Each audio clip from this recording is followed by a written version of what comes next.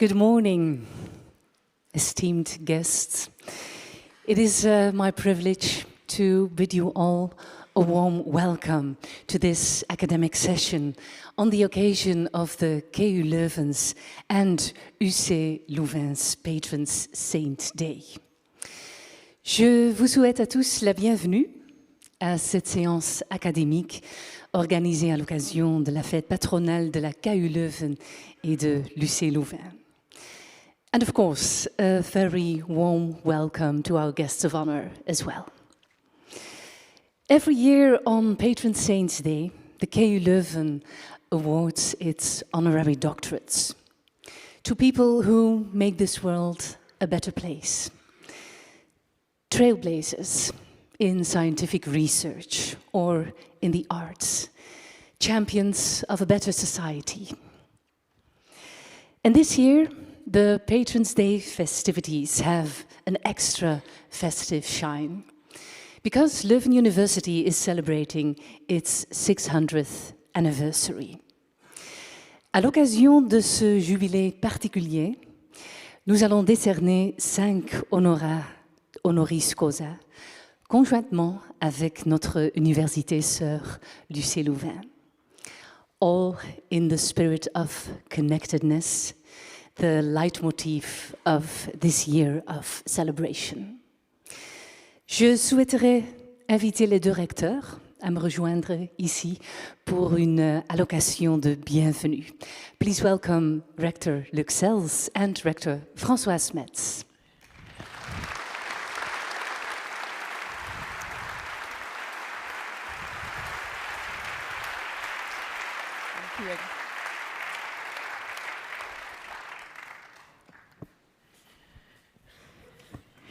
Distinguished guests, the word historic should not be used lightly. If everything is called historic, then nothing is truly memorable. But today, dear guests, dear viewers at home, we can confidently say that we stand on the threshold of a truly historic year. In 2025, our beloved universities, KU Leuven and UCLouvain, will jointly celebrate the 600th anniversary of the founding of the University of Louvain. Last year, during the joint Patron Saints Day celebration in Leuven, we presented our two sister universities as two branches of the same tree. This year, we feel even more deeply how they are rooted in a shared history. This special day marks the official opening of our anniversary year. To experience and celebrate this extraordinary moment together is a privilege like no other. Later, we will give you a taste of the activities that lie ahead. But first, let us take you back to the dawn of our university. The year is 1425. The place is Leuven. After the decline of cloth manufacture, the city is slowly emerging from an economic slump. Leuven is ambitious, determined to reclaim its place on the map. The foundations of St. Peter's Church are already being laid. And there are tentative plans for the construction of a new city hall. To this wish list, the city adds a university. The local ecclesiastical authorities warmly embrace this idea, sending Scholastic Willem Neve to Rome to seek permission to establish a university in Leuven. And on December 9, 1425, the moment finally arrives. Pope Martin V grants his approval with the words fiat ut petitur. It shall be done as requested. Since then, much water has flowed under the bridge, specifically the Deile River, which connects Ottigny, Louvain-la-Neuve, and Leuven. Many things have happened in the meantime, some of which we certainly did not ask for. But the university cannot escape the turbulent twists and turns of history. It has been the subject of political upheavals, social unrest, and 2 devastating world wars. Together with you, we pause now to reflect on one of the most transformative periods in the history of our university. In 1968, Leuven was on the brink of exploding. The city, a veritable pressure cooker. 3 factors came together in a violent storm. A massive influx of students was pushing the university to its limits. A revolutionary spirit was in the air, and linguistic tensions were rising. This unique cocktail caused the situation to boil over. A predominantly French-speaking university in a unilingual Dutch-speaking region was unacceptable to many. The protests by Flemish students grew louder and louder. Soon enough, the genie was out of the bottle. On October 4th, 1968, the split became a reality. UCLouvain and KU Leuven officially became 2 separate universities.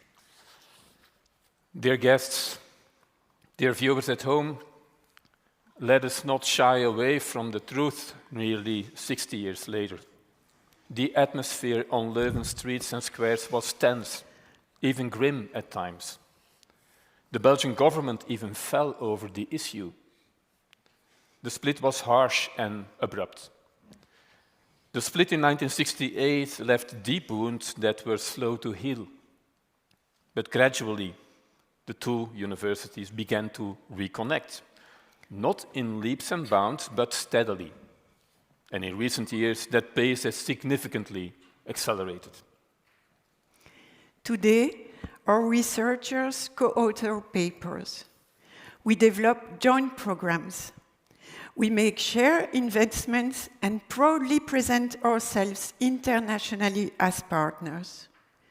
The universities that once symbolized linguistic divide now stand for collaboration across a linguistic border.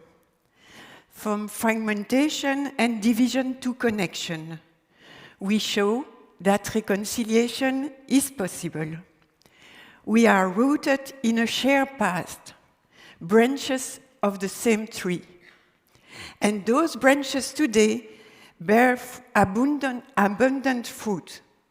Both sister universities are leading institutions in their respective linguistic regions. UCLouvain and KU Leuven embody the original meaning of the word universitas, a union or community. We are both connected and connecting universities. As I've said on previous occasions, including during the opening address of this academic year, we are only capable of what we do because we are connected to our predecessors, to our contemporaries, to each other. We must continue to cherish and deepen these connections, as we traditionally do through the awarding of honorary doctorates. And looking at the more than 850 honorary doctors of KU Leuven, the University of Leuven, one can easily find bridge builders, reconcilers, and champions of solidarity and inclusion. Think of Sister Jeanne de Vos, who helped millions of Indian youth escape slavery, or Helmut Kohl, a key architect of German reunification. Or Tommy Smith and John Carlos, remember, athletes who stood against social injustice. Or Roberto Benigni, who poignantly depicted the unbreakable bond between father and son in the hell of the Holocaust, ensuring that we will never forget. The people honored with the Doctor Honoris Causa insignia from UCLouvain are also builders of bridges and solidarity against all odds. They include Jacques Delors, who played a decisive role in the construction of Europe, Amin Maalouf, whose writings denounce murderous identities, Denis Mukwege and Marguerite Barankitz, here with us today, who have helped so many victims of extreme violence to rebuild their lives in Central Africa. Or Laurence Tubiana, who was the architect of the Paris Agreement signed by 196 nations at COP21. Today, we are adding 5 more eminent names to that impressive list. Each of them is a true bridge builder in their field. The American-Dutch biologist Frans de Waal is one of the world's foremost primatologists. Over the course of his career, he has studied the social behavior of great apes, discovering that they engage in conflict resolution, alliance building, and maintaining social bonds. Frans de Waal has also written extensively about empathy, emotions, and morality in animals. Doctors of the World is an international humanitarian organization that provides medical aid to vulnerable groups worldwide, people who struggle to access regular health care, such as undocumented migrants, homeless individuals, and victims of humanitarian crisis or armed conflicts. For this NGO, health is not a privilege, but a universal human right. Visual artist Mona Hatoum was born in Beirut to Palestinian parents. During a brief visit to London, civil war broke out in Lebanon, making it impossible for her to return home. This sense of displacement is a recurring theme in many of her works. Mona Hatoum often uses everyday objects such as chairs, cribs, or kitchens instant style, transforming them in ways that make them appear strange and threatening. German economist and philosopher Max Roser is the founder of Our World in Data, an online, open access database that compiles data and research on global issues such as poverty, war, inequality, or climate change. Roser advocates for a long-term perspective and remains optimistic, conditionally optimistic. He highlights that we live significantly longer and healthier lives today than 200 years ago. His database attracts millions of visitors each month, including academics, media outlets, and policymakers. Halidou Tinto has devoted his life to fighting malaria, a disease that claims 500,000 lives annually, many of them children under 5. In 2009, he founded the clinical research unit of Nanoro in Burkina Faso. In 2023, the scientific journal Nature named Halidou Tinto one of the 10 most influential researchers of the year. He is a role model for scientists, proving that outstanding clinical research is possible even under the most challenging circumstances. Honored guests, when we talk about connection, I must also speak about our relationship with the city of Leuven. For centuries, we have been each other's best friends. We live with and learn from one another.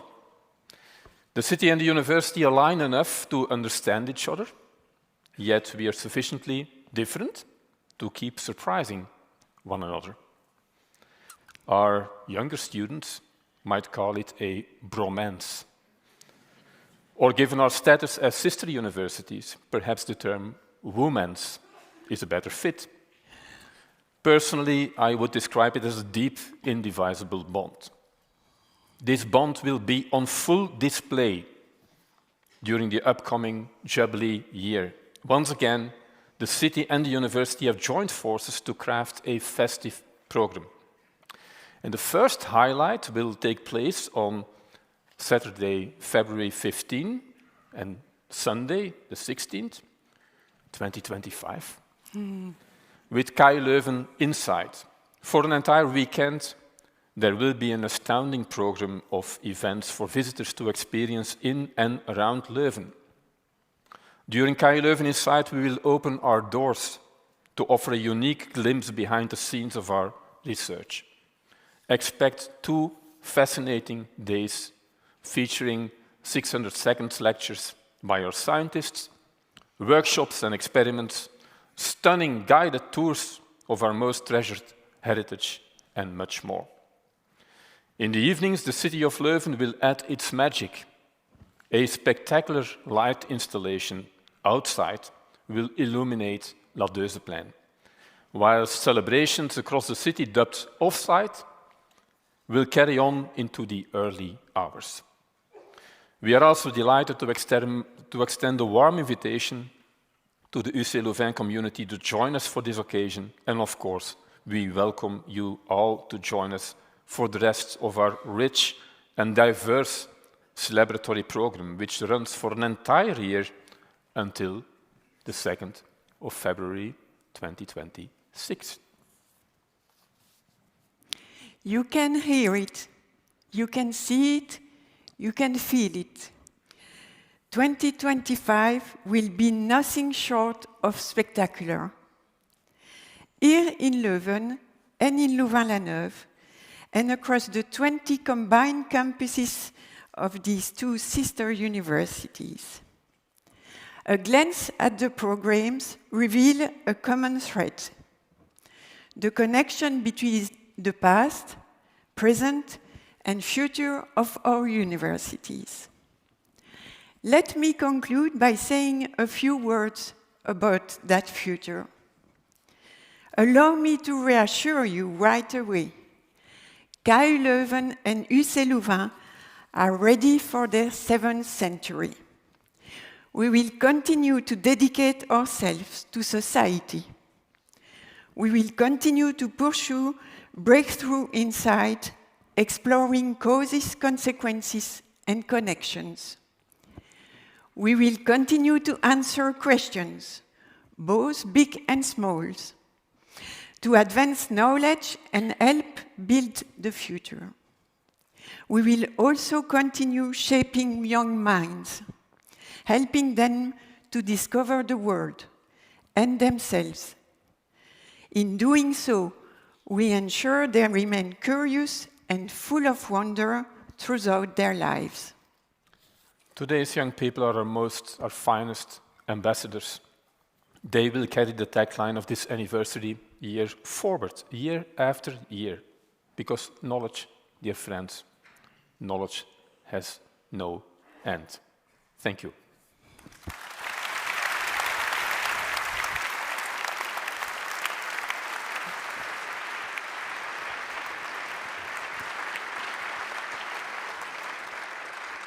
Thank you, Rector Sels and Rector Smets. We are awarding 5 honorary doctorates today. Later this year, we have a few more faculty honorary doctorates planned. But even with those taken into consideration, we are nowhere near the absolute record-breaking year of 1927, when no fewer than 70 honorary doctorates were awarded. The list of honorees over the years is impressive, as already mentioned, from Louis Pasteur and Alexander Fleming to Umberto Eco and Angela Merkel. To that list, we shall add 5 trailblazers today. In a few moments, our first honorary doctorate will go to visual artist Mona Hatoum. Her poetic and political oeuvre touches on identity, on displacement and conflict. Only last year she exhibited at the Triennial in Bruges with Full Swing, an impressive installation in which she invited visitors to swing in a narrow trench dug out into the garden of the psychiatric hospital Onze Vrouw in Bruges. Mona Hatoum sends her apologies for not being able to be here to accept her honorary doctorate because she has just opened a solo exhibition in Amersfoort in the Netherlands. And she is now preparing for another exhibit in Seoul, which opens early March. But we will hear and see her in this laudation video. Mona Hatoum was nominated by art scholar Barbara Baert and literary researcher Audrey Lasserre. On a l'impression qu'il n'y a pas eu, par le passé, de femmes créatrices. Donc on a toute une histoire qui s'est construite sans les œuvres de femmes parce que la définition de la valeur n'était pas du côté des artistes dites femmes. Et l'enjeu d'une œuvre comme celle de Mona Hatoum, au-delà de sa richesse et de son ampleur, c'est aussi qu'elle est exemplaire justement d'une pratique artistique par une femme.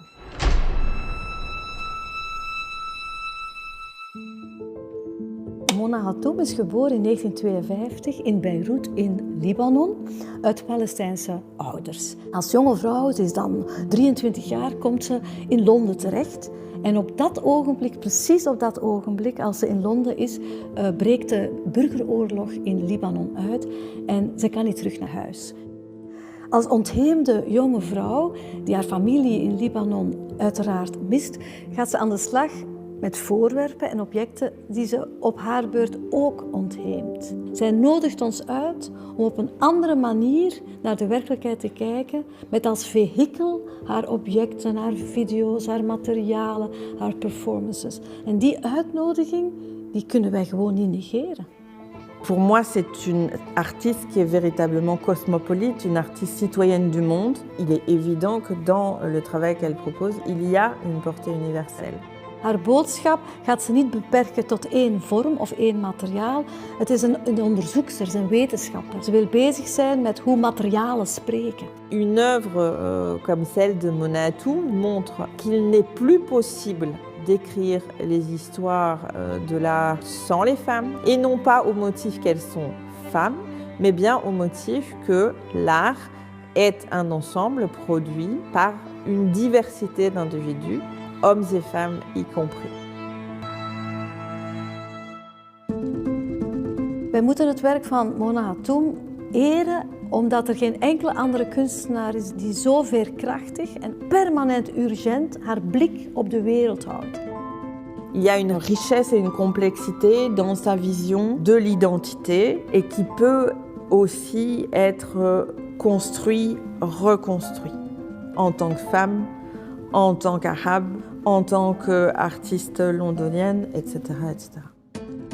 Kijk, hier heb je die Greater Divide, die gigantische rasp. Hiermee toont ze een huiselijke wereld die evenzeer agressief en bevreemdend kan zijn. Une autre œuvre qui est très intéressante, c'est Jardin public, qui est cette chaise où elle a intégré un triangle pubien avec des poils.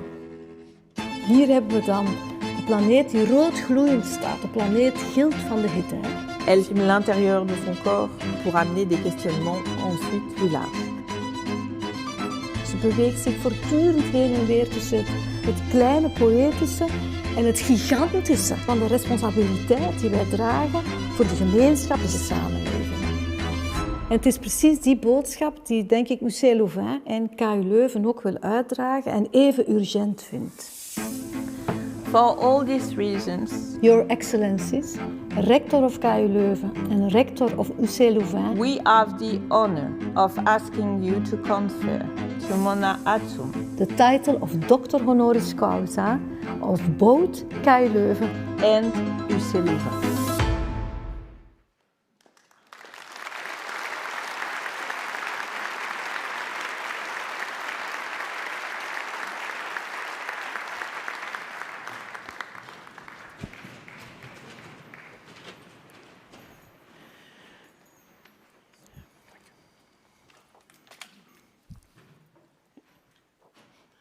Mrs. Mona Hatoum, KU Leuven and UCLouvain are honoring you for your impressive contribution to the visual arts and your ability to sustain the critical dialogue about people and the world through art.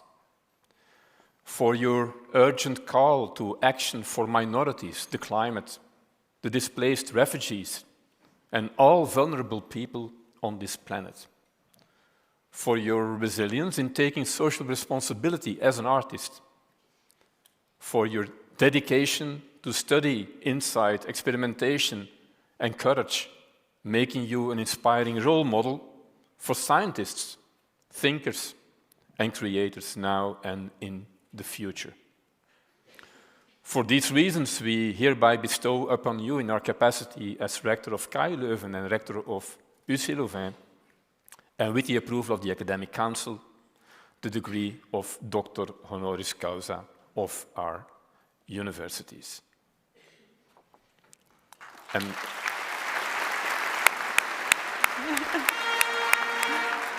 ik zal die aan u geven.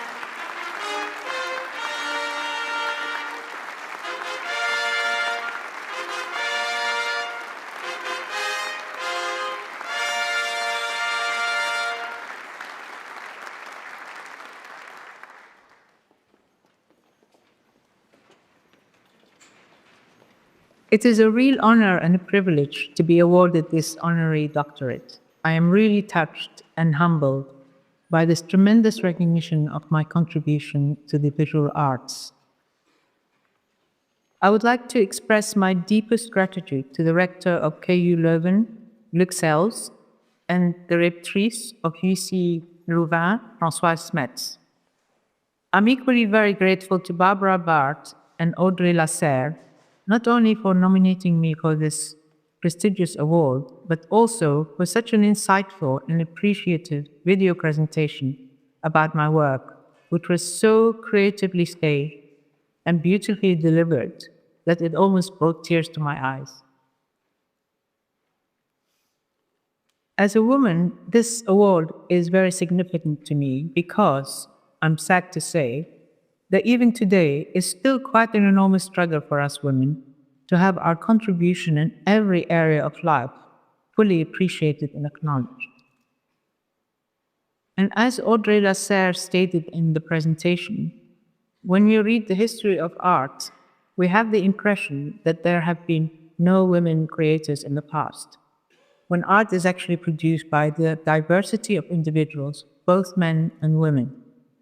And to that, I'd like to add people of all races, beliefs, and many different cultures from around the world.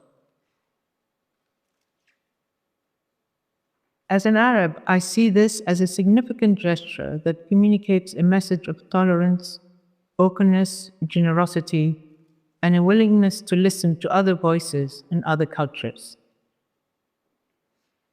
To me, this feels like a glimmer of hope in these troubled and polarized times where so many people in power are creating division and discrimination. We are seeing a distinct step backwards in race relations, intolerance towards minorities and immigrants, and a demonizing of foreigners, in particular Arabs and Muslims. Such a gesture of appreciation creates a ripple of change towards embracing diversity and difference, towards inclusion rather than a policy of exclusion that seems to be so widely practiced these days. As an artist, such a prestigious award is also significant because of its appraisal for the visual arts. I'm enormously proud to be the first visual artist to receive this doctorate.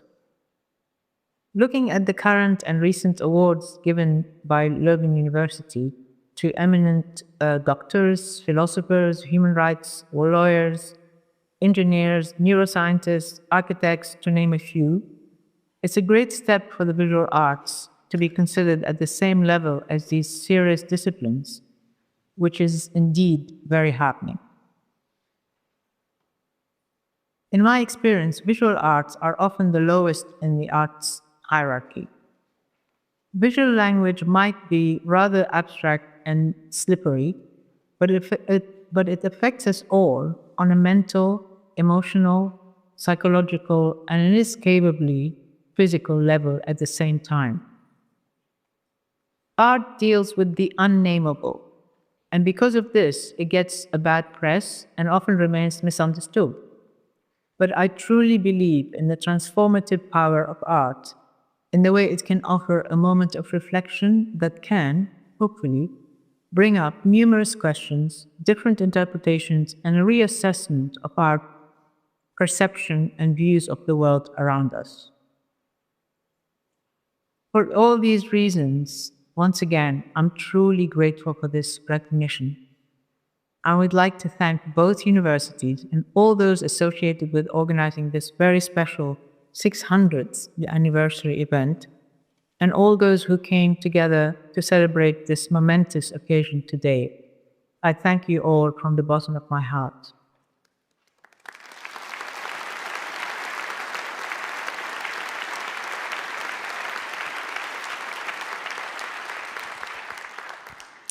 Mona Hatoum, our first honorary doctorate in the field of visual arts. The next honorary doctorate goes to researcher Halidou Tinto. He has spent his entire career contributing to the fight against malaria. Halidou Tinto was nominated by children's infectious diseases specialist Dimitri van der Linde and member of the Leuven Student Council, Louis de. Please join us in watching this laudation video. La malaria est un fléau mondial terrible, avec encore aujourd'hui plus de 260 millions de cas par an, plus d'un demi-million de décès. Malaria is een van de grootste medische uitdagingen vandaag de dag. Dat is een ziekte waar wij als maatschappij al jarenlang mee worstelen. Professeur Halidou Tinto a été touché personnellement par la malaria. Un des événements qui l'a marqué, c'est l'hospitalisation d'une de ses filles, qui a dû être hospitalisée pour une malaria sévère durant une semaine. Halidou Tinto, après une formation comme pharmacien, s'est passionné pour la malaria et a pu réaliser un PhD à l'Institut tropical d'Anvers en Belgique. Maar dan in plaats van verder te gaan naar bijvoorbeeld een land als Amerika, juist terug te keren naar zijn roots, naar Burkina Faso, om daar een research center op te richten en daar zoveel baanbrekend onderzoek te doen, wat zoveel mensen in de wereld zal impacteren. Ja, dat is gigantisch inspirerend. Grâce à des collaborations internationales, notamment avec l'université d'Oxford, le professeur Halidou Tinto était impliqué dans la réalisation de vaccins extrêmement efficaces, 75% d'efficacité, ce qui est historique dans la lutte contre la malaria. De terugkeer van professor Tinto naar Afrika heeft ook het wetenschappelijk onderzoek van Burkina Faso en Afrika een enorme boost gegeven. Niet enkel is hij verantwoordelijk voor de oprichting van het CRUN, wat het malaria-vaccin heeft ontwikkeld. Daarnaast is hij ook nog eens regional director van het Health and Research Center daar. Doordat professor Tinto het CRUN heeft opgericht binnen Burkina Faso, zal ook wetenschappelijk onderzoek binnen Afrika een veel meer prominente rol krijgen. Dus het rimpeleffect van de ontwikkeling van het CRUN zal nog veel groter blijken dan enkel de ontwikkeling van dit vaccin. C'est exceptionnel de mettre sur pied un institut de renommée internationale avec les mêmes standards que dans des institutions occidentales ou américaines, ne fût-ce que déjà pour pouvoir aboutir à obtenir des fonds pour faire fonctionner cette structure. Et d'autre part, d'aller jusqu'au bout d'une idée. La malaria tue dans mon pays, je veux trouver des solutions pour faire chuter cette mortalité, mais aussi diminution de l'impact économique de cette terrible maladie sur la population africaine. Halidou Tinto est réellement un modèle, un leader qui retient et qui même aspire les jeunes africains qui ont le désir de se surpasser et de faire la différence dans leur pays. En quelque sorte, il est également un vaccin contre le brain drain, la fuite des cerveaux à l'étranger. For these reasons, Your Excellencies, Rector of KU Leuven and Rector of UCLouvain, We have the honor of asking you to confer to Professor Halidou Tinto the title of Doctor Honoris Causa of both KU Leuven and UCLouvain.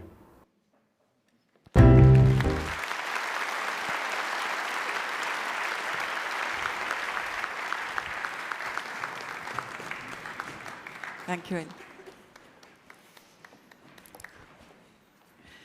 Professor Halidou Tinto, KU Leuven and UCLouvain. Everybody is there, it's okay.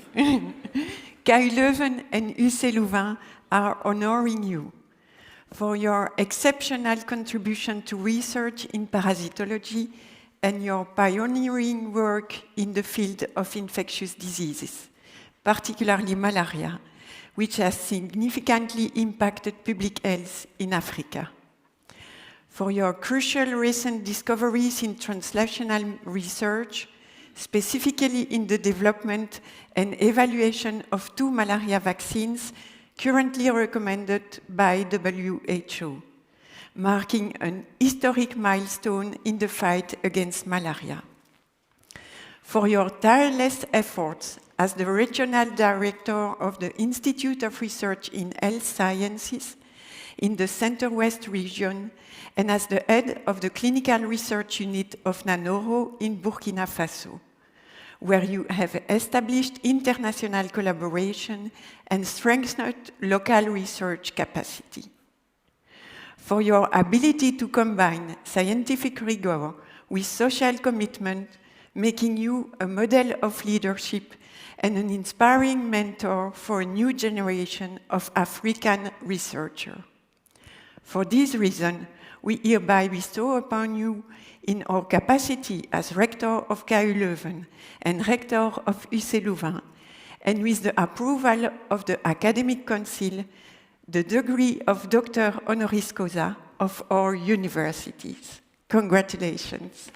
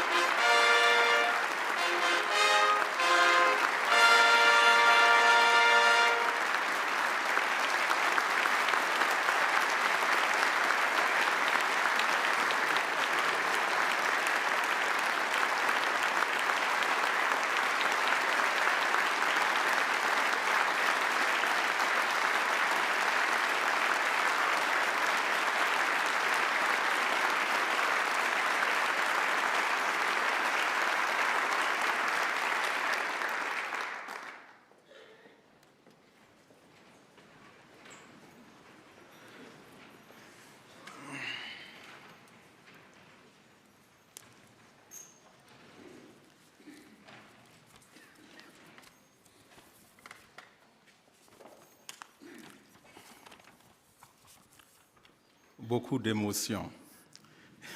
Ladies and gentlemen, dear friends and colleagues, it is with deep gratitude and great humility that I stand on this stage today to receive this prestigious doctorate honoris causa jointly awarded by the KU Leuven and the UCL. I feel an overwhelming emotion when I look back on my journey from my childhood to this extraordinary moment when my modest contribution to science is recognized at such high and prestigious level. The Catholic University of Leuven and the KU Leuven, with their 6th century of history, have transformed ideas into tangible advancements for people worldwide. Your commitment to scientific excellence and social justice inspired millions of people, including myself. And thank you for welcoming me into this great family of innovators and dreamers. I would like also to thank those who have nominated me for this prestigious award. Through my career, I had the opportunity to lead incredible teams, including my current team at the Clinical Research Unit of Naar, which is represented here today by Dr. Valeria Innocent. Thank you, Dr. Valeria, for being with me along this crazy project when I decided to set up this facility in Burkina Faso.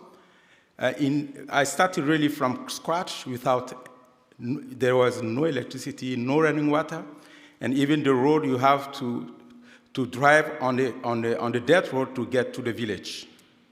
But I'm proud that started from 10 people, today the unit employs over 400 people.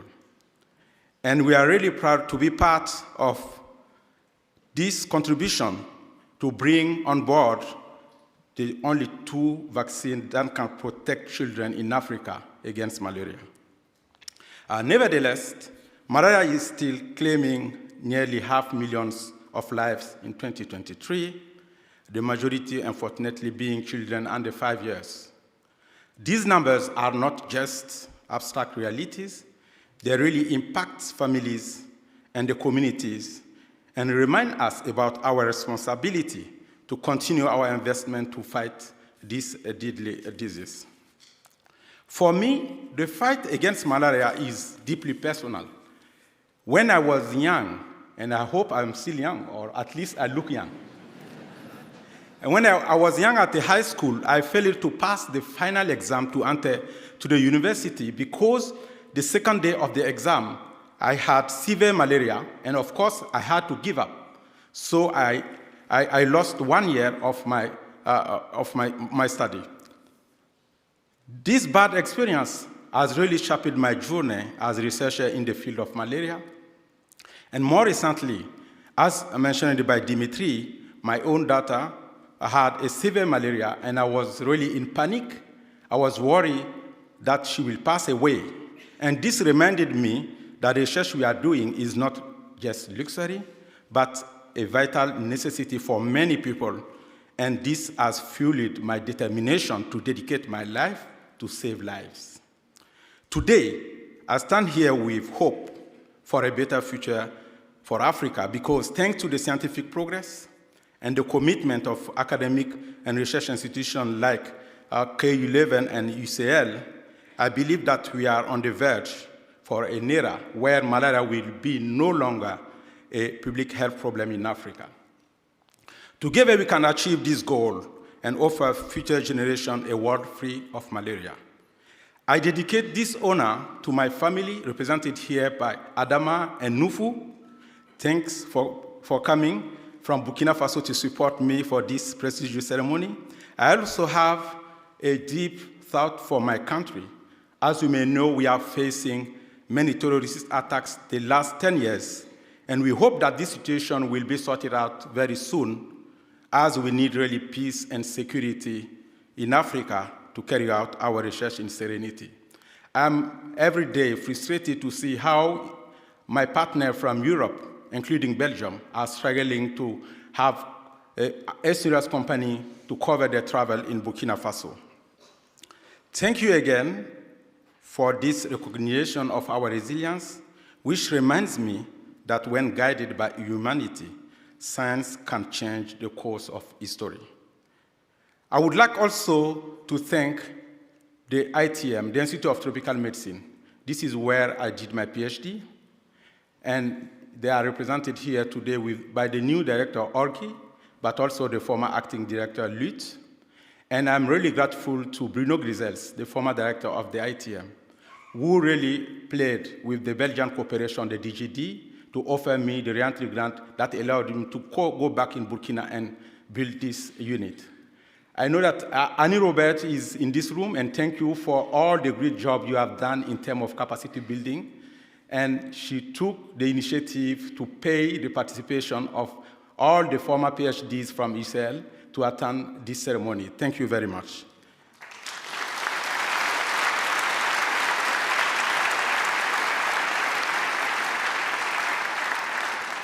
Let us continue to dream, work, innovate, and build a healthier and more equitable world for the next generation. Thank you very much. Asante sana, and thank you well.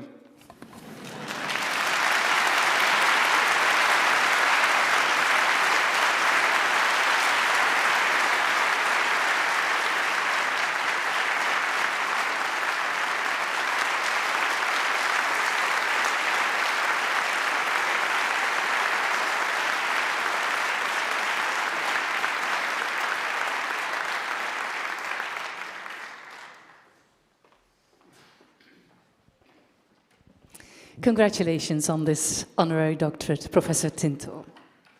Now, as you can see, for a bit of music. And to that end, we have invited the University Symphonic Orchestra of the KU Leuven. They are playing Mozart's overture from the opera Il Re Pastore, about a foundling prince who was so charmed by the pastoral life that when he was discovered, he only reluctantly accepted his office as king. Mozart was 20 when he wrote this opera, and this overture is filled with vitality and optimism. Please welcome our fantastic technical team who is preparing the stage at lightning speed.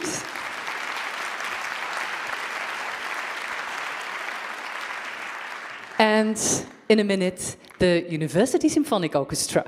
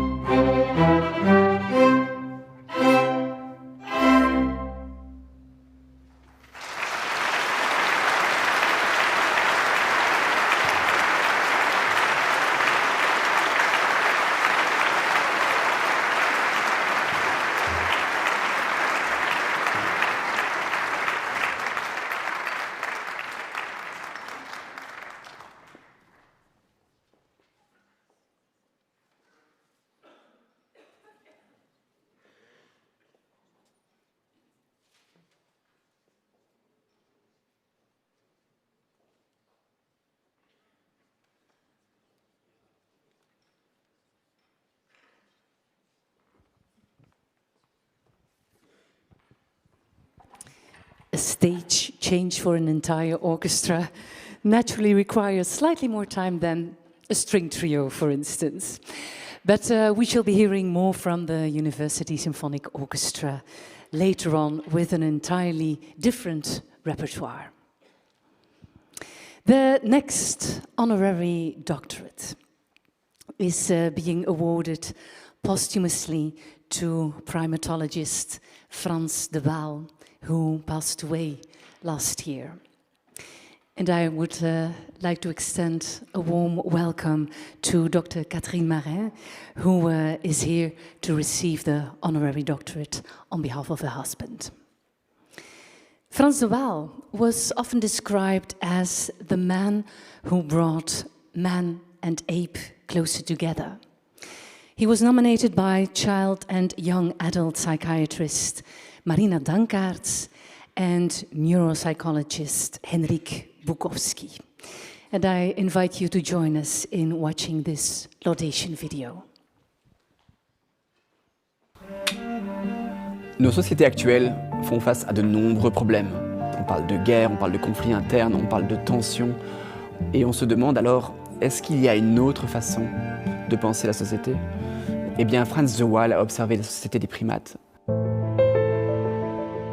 Professor de Waal was een Nederlands-Amerikaans bioloog en ook professor in psychologie, die zijn leven gespendeerd heeft aan het observeren van groepen chimpansees en bonobo's. Il a vraiment fait un travail de découverte majeure sur à quel point les primates, mais pas seulement les primates, manifestent des comportements d'empathie très complexes qui permettent par exemple de soulager la souffrance de l'autre. Et puis même des comportements plus avancés, plus cognitifs. Il y a une compréhension très fine de quand est-ce qu'il faut réparer les relations. Donc c'est une capacité d'empathie extrêmement développée qu'on ne suspectait pas chez les animaux. Het concept survival of the fittest, dat heeft altijd het beeld opgeroepen dat dieren best overleven als ze vooral agressief, competitief, strijdend zijn tegenover elkaar. Maar hij heeft kunnen aantonen dat zaken als empathie, maar ook vergevensgezindheid en zorgen voor elkaar, dat die belangrijk zijn om groepen te helpen overleven. En dat maakt natuurlijk dat er wel wat hoop is ook voor de mens. L'une des contributions majeures de Frans de Waal, c'est clairement son ouverture sur le public. Il a écrit un nombre phénoménal de livres. Ces livres ont eu un succès dans le monde entier.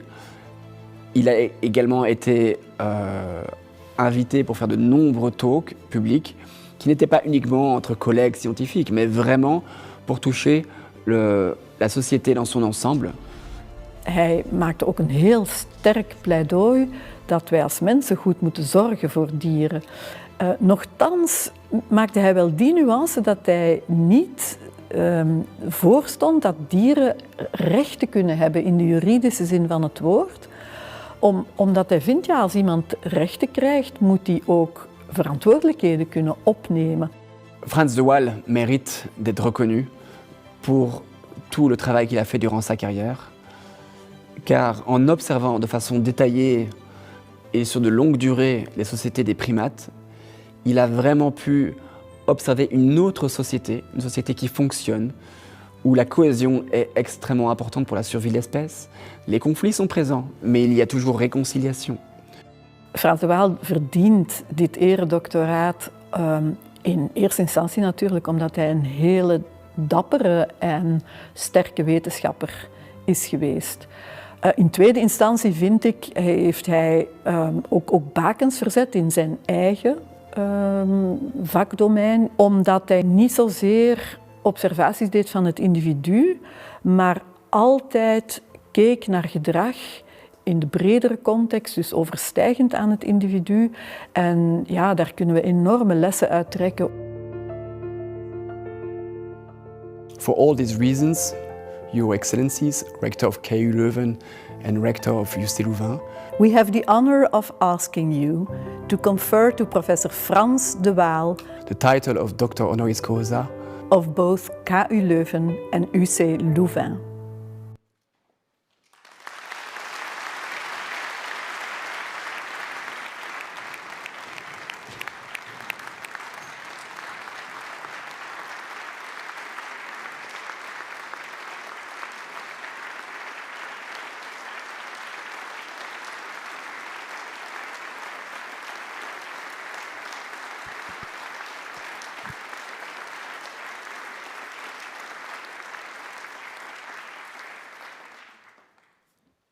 KU Leuven and UCLouvain are honoring the work of Professor Frans de Waal for unveiling the shared social worlds of primates, bridging the divide between humans and animals, for crafting holistic observations and inductive pattern recognitions that have inspired theories across numerous scientific domains, for writing books that captivate minds, reflecting on the self, relationships, culture, and politics, for disentangling complex inter- and transactions between nature and nurture in gender roles, affirming equality without requiring similarity. For these reasons, we bestow upon Professor Frans de Waal, in our capacity as Rector of KU Leuven and Rector of UCLouvain, and with the approval of the Academic Council, the degree of Doctor Honoris Causa of our universities.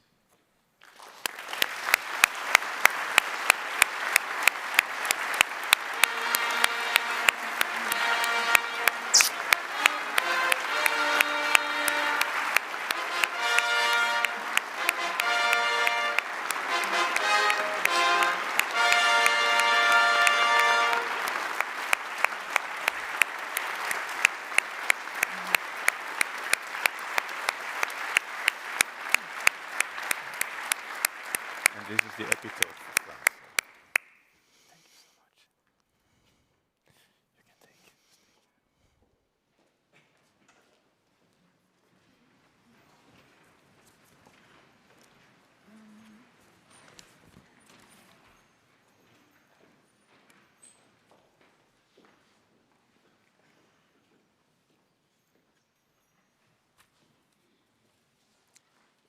Good afternoon. I would like to express my heartfelt gratitude to both KU Leuven and UCLouvain for inviting me to accept an honorary doctorate for my husband, Frans de Waal. He was supposed to receive it today in person. In July 2022, Rector Luc Sels and then Rector Vincent Blondel informed him that he would be awarded an honorary doctorate from the Leuven sister universities on February 3rd, 2025, during Patroonsfeest Day. Frans was delighted and very honored, feeling a connection to the University of Leuven and its rich history and ideals. He was really looking forward to being part of this 600th anniversary celebration, but he died on March 14, 2024. However, this honorary degree is now part of his legacy, and for this, I thank you too. As a biologist, Frans was interested in animals, all animals, for themselves. For him, there was no absolute reason to make sharp distinctions between humans and animals. It all started with his work at the Arnhem Burger Zoo in the Netherlands and the publication of his first popular book, Chimpanzee Politics, based on thousands of hours of observation. After watching the chimpanzee colony so intensively, and he was really obsessed by it, he had an epiphany of some sort. Suddenly, he realized that chimpanzees reaching out after a conflict or even after an act of aggression, loudly hugging, kissing, and grooming, were engaging in what he started to call reconciliation. This created a significant shift in his thinking, and later on in the field of primatology and animal behavior at large. The attention shifted away from aggression toward repair mechanism to mend relationships and preserve peace. His groundbreaking conclusions opened the gate, allowing a new perception of animals and creating a new research field. And from there on, Frans extended his research to the roots of morality, fairness, empathy, emotions, cognitive abilities, and culture in various animal species. His analysis and findings often followed the same pattern. The validity of his research conclusions would first meet skepticism, resistance, be challenged, and gradually, finally, give way to a widespread support and acceptance, and be the starting point for further new research, expanding upon his findings and influencing other disciplines as well. Frans was an optimist. From his choice to focus on reconciliation rather than on aggression, to focus on the extraordinary abilities animals were showing instead of what they supposedly were lacking, to the way he conducted research and the unwavering support he provided his students, firmly believing in their intuition, in their projects. His optimism was always present and turned out to be a great strength. Frans led a double life, an exceptionally productive and respected scientist by day. He was also an author of successful popular books by night. He felt an obligation to communicate with the general public, and in the process discovered that he enjoyed writing and that he was good at it. Frans was also a gifted public speaker. He was able to translate his scientific findings, make them palatable to the public at large, and transmit his love and respect for animals and nature, and his understanding of what makes living together as a group possible.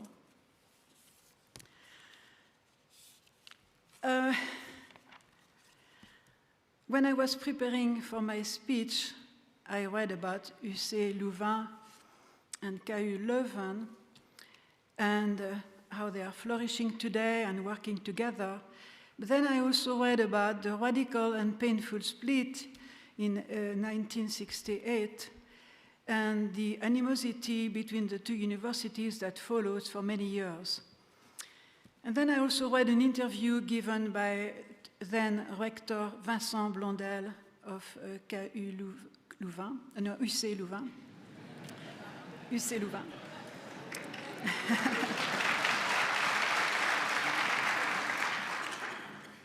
Where he also speaks about the rapprochement between the two universities and the work both Rector Sels and himself did to repair the relationship. And I thought, wow, France, being a specialist in the domain of conflict resolution, reconciliation, peacemaking, would certainly appreciate the work done by both rectors to repair the relationship and build upon what they have in common. So I would like to congratulate both universities and thank them for recognizing France's exceptional contribution to science and to the understanding of how we can live together in peace. Yeah.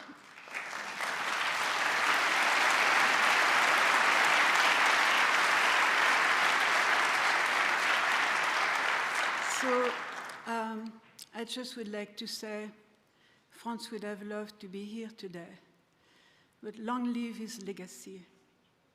And thank you all for your attention and for making my stay here possible. Thank you.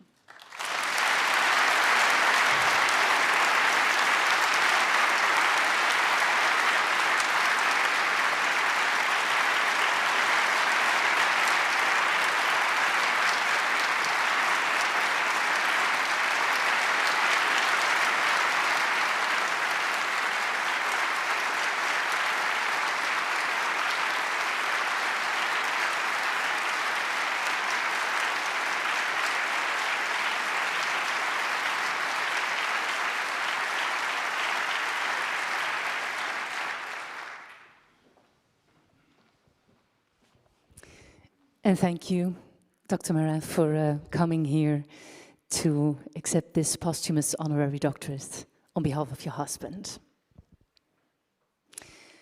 On to the next honorary doctorate, which goes to the medical humanitarian organization, Doctors of the World, an NGO that works for people in the world who can't otherwise count on much compassion or help. And even in a rich country like Belgium, Doctors of the World play a vital role.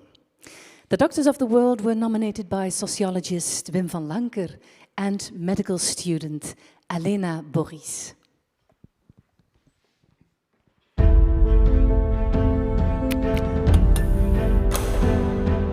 We zien dat dat ideaal van die universele gezondheidszorg eigenlijk nooit helemaal is waargemaakt.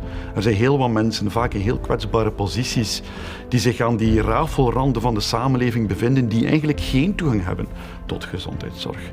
Ja, en dan heb je organisaties nodig, organisaties zoals Dokters van de Wereld, die in die hele moeilijke omstandigheden gezondheidszorg voorzien voor de meest kwetsbaren onder ons. Médecins du Monde, il se bat pour l'accès aux soins de santé, qui fournit des soins de santé à des personnes plus vulnérables qui n'ont normalement pas accès aux soins de santé par le biais de l'État, comme les personnes migrantes, les personnes demandeuses d'asile, les sans-abri, et qui en plus de se battre pour l'accès aux soins de santé, gère d'autres aspects importants comme l'alimentation, l'hygiène, les soins psychosociaux et encore plein d'autres aspects. Zij vertrekken echt vanuit het principe, alle mensen zijn evenwaardig, alle mensen hebben recht op die ondersteuning, hebben recht op die gezondheidszorg. En zij maken daar heel consequent geen onderscheid in. Ze gaan daarbij echt aan de kant van die meest kwetsbaren gaan staan. En dat doen ze in weerwil van allerlei maatschappelijke evoluties die soms tegen die meest kwetsbare mensen en groepen ingaan. C'est important de les avoir parce que justement il y a ces failles dans le système de soins de santé et que eux ils sont là pour les combler. Et donc toutes ces personnes qui sont pas couvertes, qui n'ont pas de remboursement des soins de santé, et ben grâce à Médecins du Monde, ils peuvent quand même bénéficier de soins. Wat zij doen door heel consequent aanwezig te zijn, daar waar de noden het grootst zijn, en ook daar waar een overheid niet aanwezig is, gaan zij niet alleen individuele mensen vooruit helpen, wat natuurlijk zeer belangrijk is, maar gaan ze ook banden smeden, gaan ze samenwerkingen opzetten met andere organisaties en gaan ze niet alleen individuele mensen, maar groepen van mensen ook op lange termijn vooruit gaan helpen. Waardoor je echt meer kansen gaat creëren, maar waardoor je ook mee een draagvlak gaat creëren. Een draagvlak dat broodnodig is om dan meer structureel hervormingen door te voeren, bijvoorbeeld over de toegankelijkheid van de gezondheidszorg. Moi, ce qui m'inspire chez Médecins du Monde, c'est surtout leurs valeurs qui sont très ancrées chez Médecins du Monde. Donc, par exemple, l'autonomie, la solidarité, l'équité, qui sont des valeurs que je retrouve dans mon travail en tant qu'assistante en médecine d'urgence et que j'essaye d'appliquer quand j'ai des personnes de cette population, des personnes vulnérables, comme les sans-abri ou les personnes migrantes, qui viennent me trouver. J'ai envie de les aider, j'ai envie qu'elles soient capables de trouver un endroit où elles sont soignées correctement.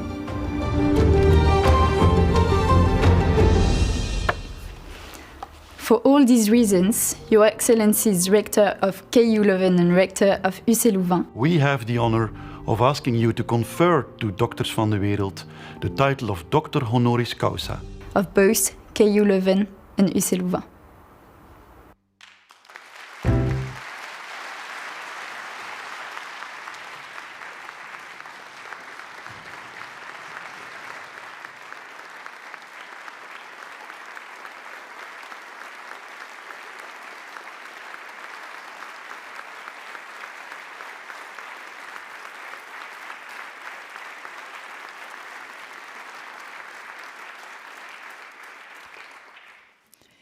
Doctors van de Wereld, Médecins du Monde, KU Leuven and UCLouvain are honoring you for your commitment to vulnerable populations, fighting inequalities and providing essential aid to those excluded from the Belgian healthcare system, for your significant international impact in crisis zones, showing an exceptional ability to deliver emergency care while rebuilding long-term healthcare systems, for your innovative and comprehensive initiatives combining medical care, social support and mental health services, for your universal and solidarity-driven values of impartiality, independence, and human dignity in times these values are not to be taken for granted.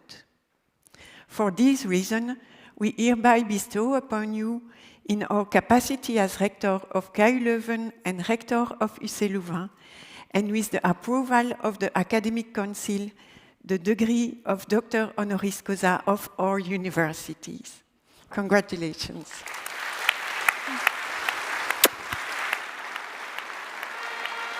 Il est là.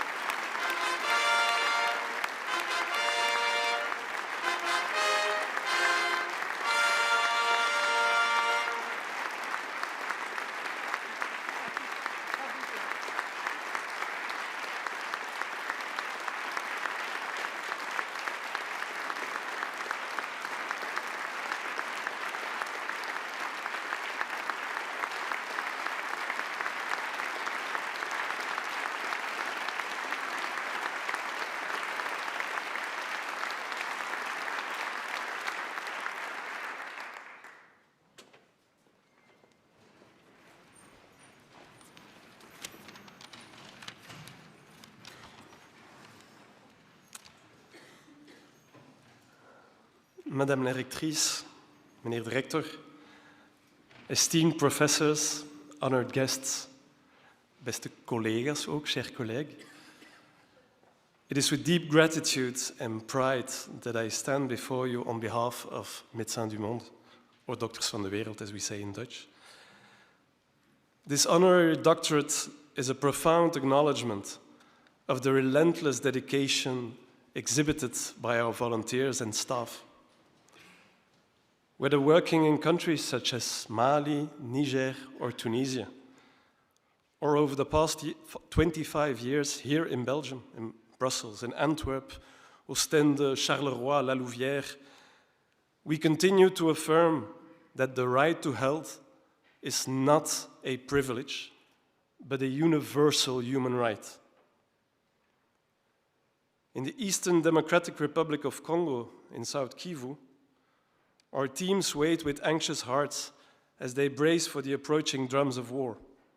In Bukavu, as we speak now, every hand is on deck, preparing for a front line that is drawing nearer, but first and foremost, preparing for a humanitarian crisis as families are forced to flee in search of safety. Those families, those displaced, we also see them every day in our health buses and health centers here in Belgium. Each day, we witness the human cost of exclusion. People on the move from Gaza, Afghanistan, or Eritrea, whose right for shelter is denied by the federal government, despite thousands of condemnations by Belgian courts. Their living conditions have left many literally sick.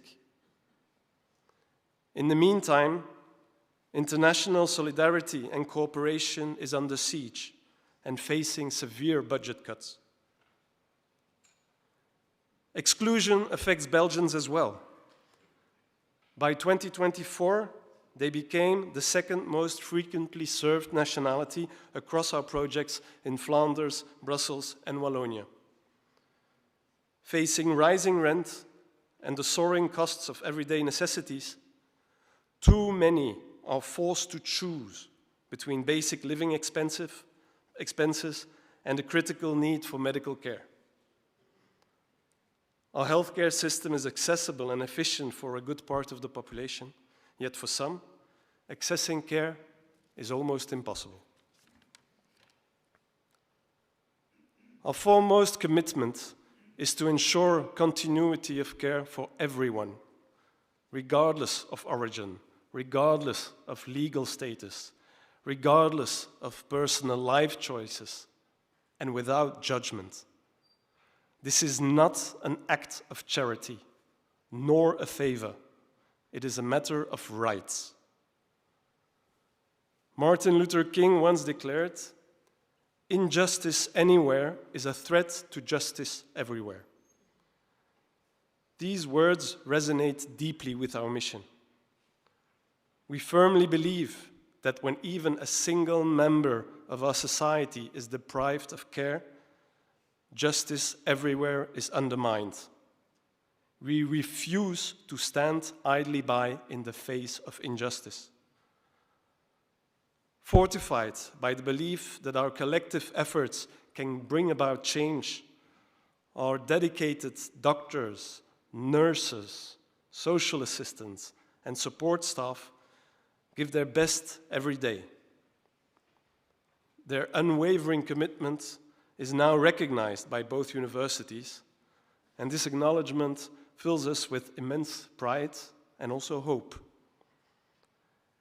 As stated in our mission statement, our vision is a world where barriers to health have been overcome, a world where health is acknowledged as a fundamental right. Guided by this vision, we remain committed to dismantling these barriers and building a future where every individual, regardless of where they are born or how they live, is guaranteed the care they deserve. A sincere thank you to both universities for this great honor, to Professor Van Lanker and Ms. Boris, and to all who have made this possible. Thank you, merci, dank u wel.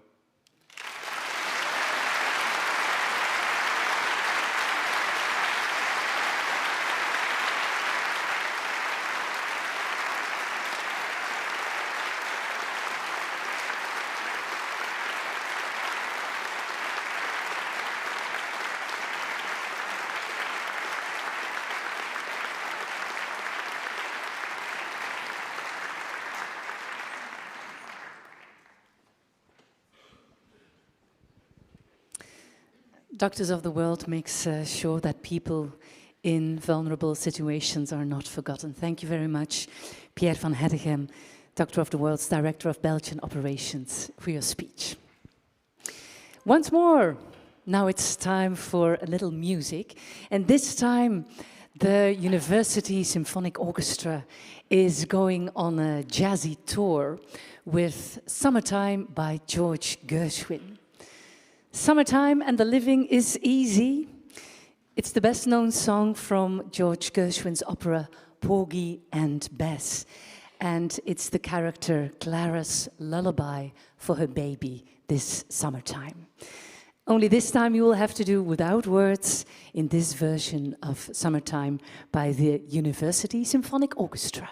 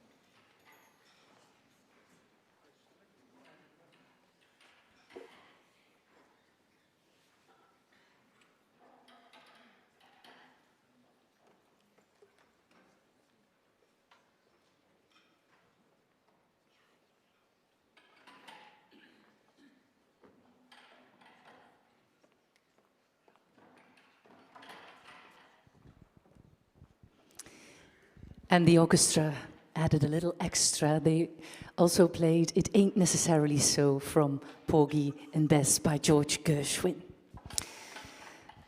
Our final honorary doctorate goes to the German economist and philosopher Max Roser, founder of the ambitious research project Our World in Data, an online open access database with data and research results on a broad range of global issues.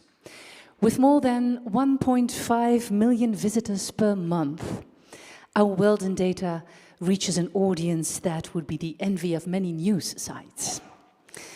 One thing Max Roser knows for certain: we can change the world on a large scale and for the best, if we don't allow ourselves to be blinded by cynics. Max Roser was nominated by geographer Gerard Govers and earth and environmental scientist Sophie Bontemps. Please join us in watching this laudation video. We voeren op onze planeet een heleboel conversaties via social media, op internet, via publicaties, via allerhande zaken. C'est vraiment une société où énormément d'informations est produite et où c'est compliqué parfois de faire la part des choses pour pouvoir la recevoir correctement et surtout l'utiliser correctement. Hij is eigenlijk een relatief jonge econoom. Werkte in Oxford, werkte met Tony Atkinson en dat is een econoom die eigenlijk vooral bezig is met armoede en ongelijkheid in de wereld. En hij was al gefrustreerd, want hij zegt, ja kijk, ik doe hier al dat goede werk om aan te tonen van kijk, armoede, dat is ook geen statisch probleem. We hebben nu minder armoede dan 50 of 100 jaar geleden op de planeet. Ik weet dat nu, uit mijn onderzoek, maar er zijn zo weinig mensen in de wereld die dat eigenlijk weten. Hoe breng ik dat aan de man en aan de vrouw? Et donc c'est cette frustration, cette ambiguïté entre faire un meilleur travail purement scientifique pour une publication scientifique et en même temps cet écart qui existe avec le fait que cette amélioration puisse vraiment contribuer à une meilleure société, qui a fait qu'il s'est dit mais il faut que je fasse autre chose. En dan is eigenlijk in zijn hoofd het idee gegroeid van kijk, dan moeten we naar een website. En daaruit is Our World in Data dan gekomen. En nu zijn we 10 jaar verder. En nu hebben we dus een volwassen website, Our World in Data, die per jaar meer dan 300 miljoen pageviews haalt, meer dan 100 miljoen bezoekers trekt en die in tienduizenden publicaties overal ter wereld wordt gebruikt en geciteerd en daarmee wellicht een van de meest gebruikte websites ter wereld is. La différence entre une publication scientifique et le site web Our World in Data de Max Roser, c'est de parvenir à aller chercher de l'information scientifique qui est reconnue, qui a été validée, mais à la présenter d'une manière qui est factuelle et qui parle aux gens. Alors c'est vrai que le monde est loin d'être parfait, mais pour certains aspects, il est quand même meilleur qu'il y a 100 ans ou il y a 200 ans. Et donc d'avoir quand même cette mise en perspective, ça permet aussi de prendre un peu de recul par rapport à toute l'ambiance un petit peu noire de nos jours et de se dire que quand même, il y a des choses qui vont mieux et qu'on peut continuer à améliorer le monde. Iemand die zegt van kijk, ik wil iets weten over de invloed van de landbouw op het klimaat, die kan die teksten begrijpen, die kan die teksten verstaan. Die zijn echt wel hertaald van, laten we maar zeggen, wetenschappelijke academische frasering naar een vlot leesbare, journalistiek hoogstaande tekst. Cette amélioration de l'accès à l'information, c'est aussi important que de produire en tant que scientifique de la bonne information. Si cette bonne information ne parvient pas à circuler et à arriver à la bonne oreille, à la bonne personne, de la bonne manière, on peut faire tout ce qu'on veut. En tant que scientifique, on n'aura pas d'impact. Pour moi, le plus grand impact avec le site Our World in Data, c'est le fait que de l'information scientifique est maintenant prise comme référence par les acteurs de la société. Et donc ça permet de bâtir des discussions sur une information qui est scientifiquement rigoureuse. Ça ne veut pas dire que toutes les discussions sont maintenant scientifiquement rigoureuses, mais qu'on a la base pour construire ces discussions-là. Et ça, c'est très important si on veut pouvoir changer le monde. For all these reasons, Your Excellencies, Rector of KU Leuven and Rector of UCLouvain, we have the honor of asking you to confer to Professor Max Roser the title of Doctor Honoris Causa of both KU Leuven and UCLouvain.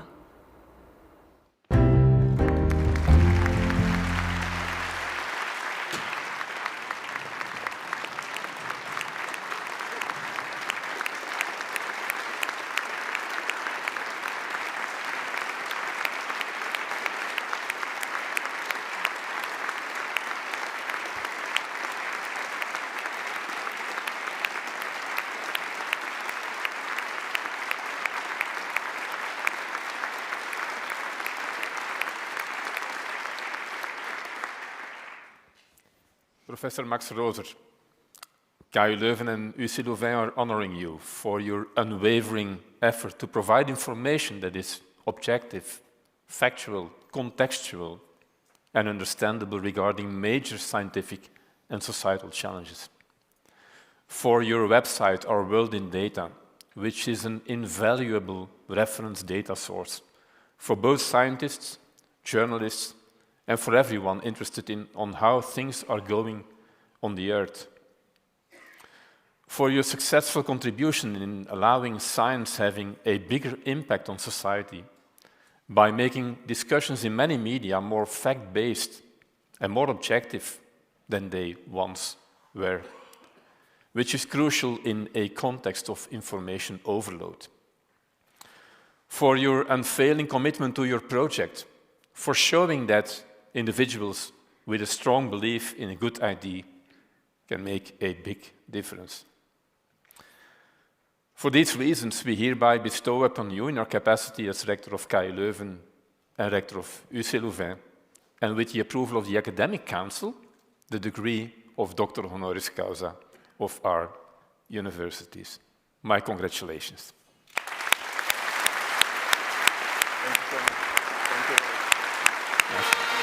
Well deserved. So this is the Latin version.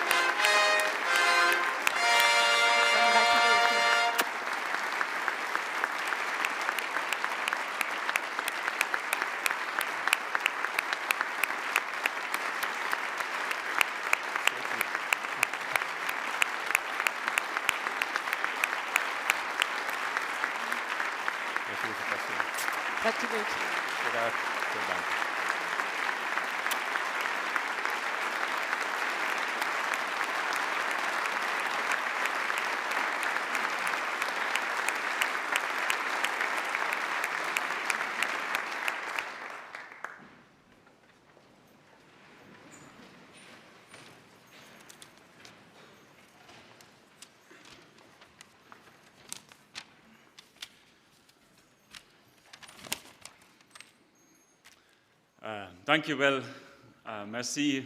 Thank you very much for this really extraordinary honor.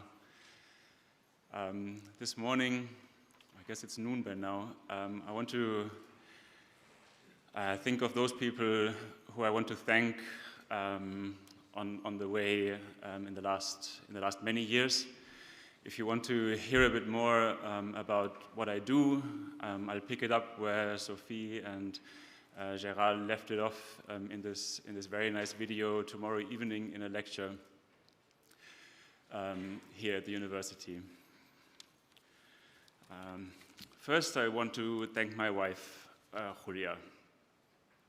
No doubt, without you, I would not have been able to do the work for which I received this honor.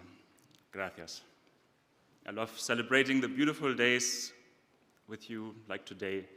And thank you for supporting me when work gets difficult and maybe sometimes a bit too much. I love every day with you.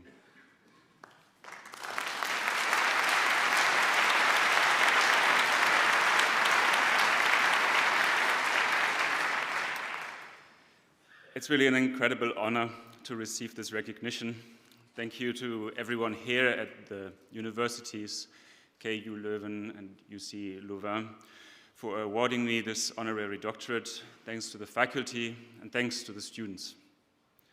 In particular, I also want to thank Gérard Govers and Sophie Bonton, and the rectors François Smets and Luc Seltz. I've never received any honor comparable to this. Your recognition of my work means a lot to me. Tomorrow evening in my lecture, I'll share more about our world in data, why I started this non-profit open access online publication. What I hope will become clear from tomorrow's talk is that our world in data is not the work of one person. It's the work of many. And so I want to thank 3 groups of people. First, the team at our World in Data. We are now a team of 30 people, and many more have contributed over the years. I was very happy that you included Tony Atkinson, my late boss and mentor, who was really, like, without him, I don't think I would have had the courage to go a different path from what I was meant to do, I guess, at the University of Oxford. I'm thinking also of him today. And across the team, it is really a very unusual collaboration. We are researchers and engineers, designers, statisticians, people from very different disciplines, people from around the world, working together to make the world's big problems understandable. I'm grateful to all of you. And second, I want to thank those on whose excellent research and data we rely on. At our World in Data, our mission is to make the best data accessible and understandable. Our work, like all academic work, stands on the shoulders of others. It's not just a collaboration in our team, it is a collaboration across time and across space. And so I want to thank the statisticians and researchers around the world, everyone who's out there counting every birth, counting every death, those in the archives piecing together so that we get an understanding of how the history has changed our world, those who go from door to door, run surveys that allow us to understand who's living in poverty, who's leaving poverty behind. It's their dedicated work collecting data globally that makes our work possible. And third and last, I also want to thank our audience. You can only ever produce good work when you find an audience that demands good work. If your audience accepts bad work, you risk sinking to that level. But if your audience is thoughtful and genuinely interested, then your work must rise to meet their expectations. And from the start, we were fortunate at our World in Data to have an audience that cares. I've spoken with so many of you yesterday and today who use our work in teaching. We hear from people who look at our work and make career decisions. It's really important decisions that people base on the work that we provide and who want us to do good work. And so if my work has been any good, it is because my readers want me to do good work.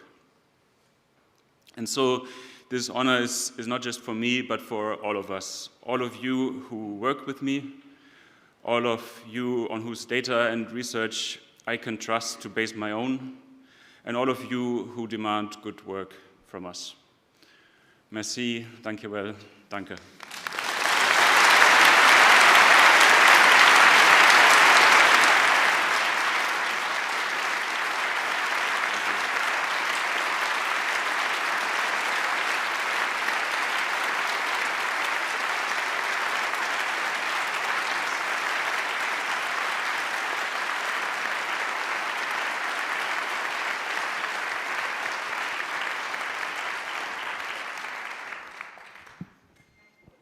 Congratulations. I think you proved that